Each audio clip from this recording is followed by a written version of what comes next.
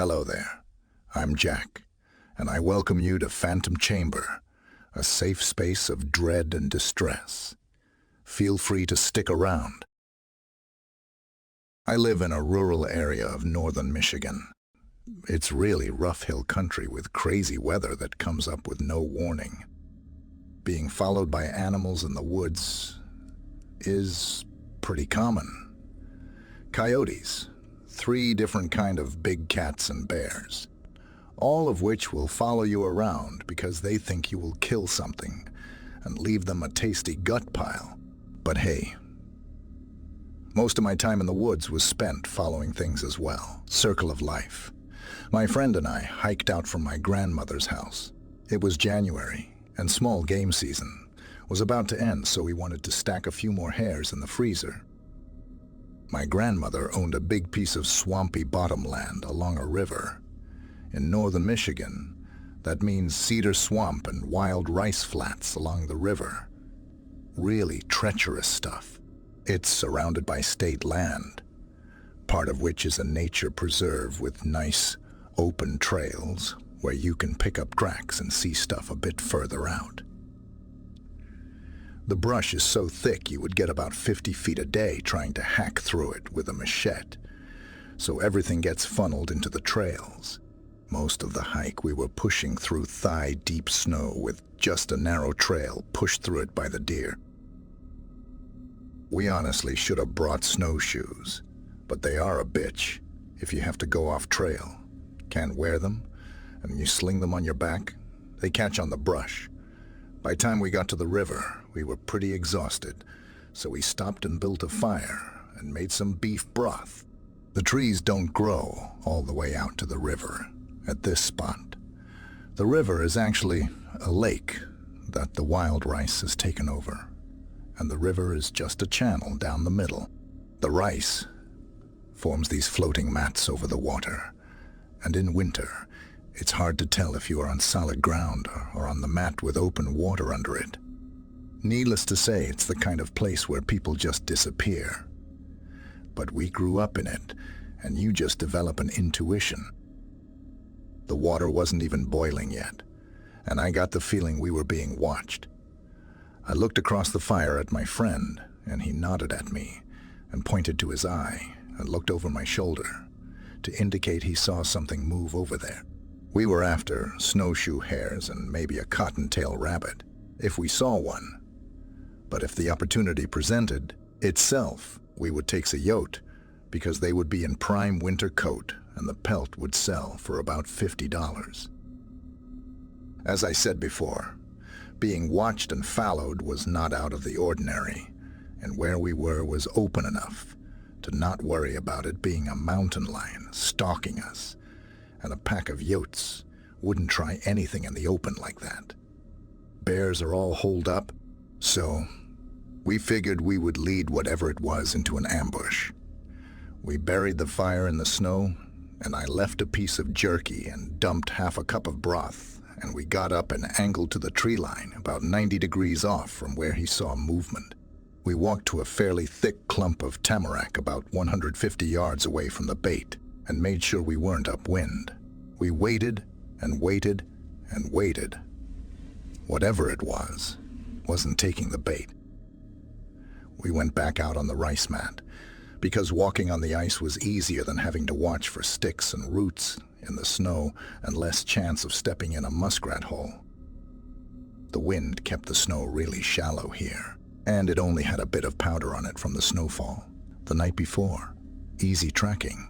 We came up on some prints, too small to be cat, so we figured it might be a yote following the hare tracks with it. We hadn't gone more than 50 feet when I started to feel something was off with these tracks.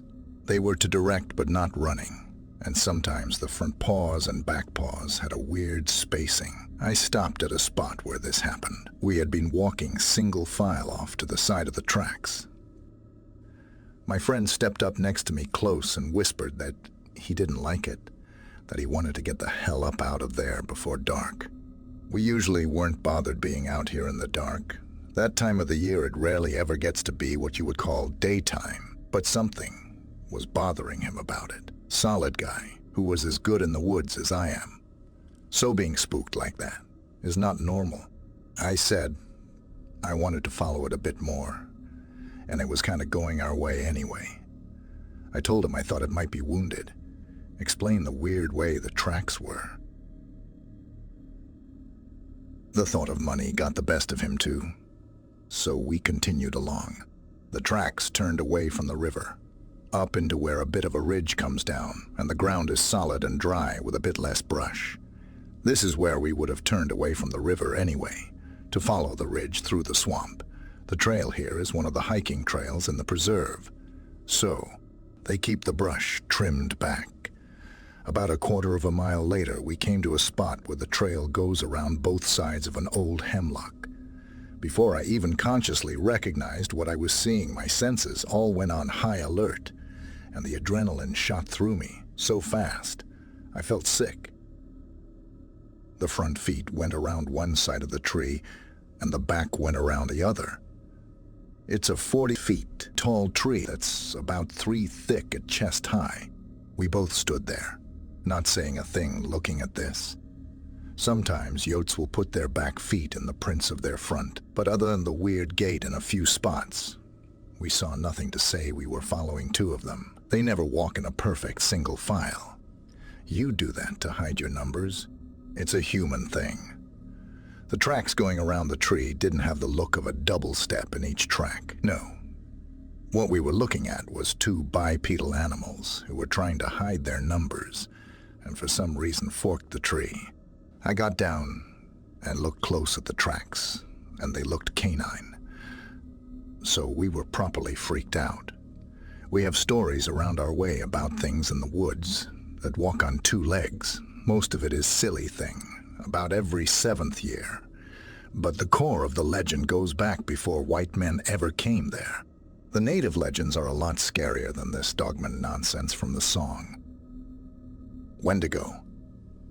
Soul Eaters. My rifle started to feel real small and inadequate in my hands.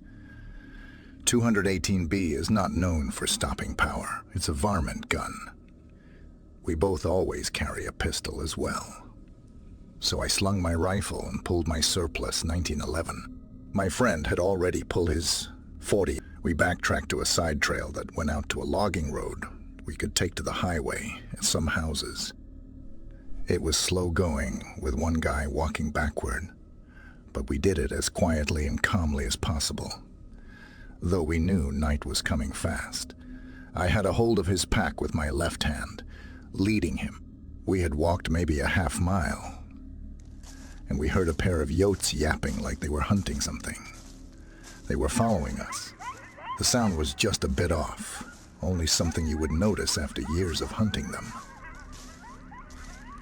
They followed us all the way out the logging road, never stepping into the road where we could see them, yapping back and forth like they were talking about the what to do with us. I swear you could hear intonations like questions and answers. Just before the highway, there is a gas well, and a roustabout was checking gauges. He was a little startled when we walked up, pistols out, but we explained we had a hungry yote pack following us. So he let us jump in the bed of the truck and dropped us at the end of my grandmother's driveway. Her house used to be a lodge and had big windows facing out the woods in the back that don't have curtains. We had been sitting there drinking coffee in silence when I felt like I was being watched. My friend had been staring at the table. He had said a whole 3 words since the roustabout dropped us off, but he looked up and out the window sharply and shook his head. I'm a man with limits, and menacing me in my home is too far. I grabbed my Mossberg 590 out of the rack and walked out the door. I stood there a minute, quietly, but knew I was being watched and that there was more than one. When I spoke, I didn't yell. I barely raised my voice. I said that I was sorry for tracking them and we wouldn't do it again, but that they had to leave my home. I said I would rather live in peace and only take what we need. I heard something, softly, pushing through the maple brush and could feel they were gone, but one gave a yip and low growl. I understood the warning. I'll leave your home alone if you leave mine alone. When I stepped back in the house, my grandmother had come into the kitchen to see what was going on and why we hadn't said anything. My friend had told her what had happened, and she wasn't the least bit surprised. This land had been in my family for 100 years. She asked us if we thought we were the first, in a way, like she was talking to toddlers. She asked me how many times I had been told to stay away from where the third ridge met the river, and maybe now I'd listen. She ended with, if we has a lick of sense, we would not go talking about this. 20 years later, I have still never went back to that spot again, and my friend has never hunted my family's land with me since.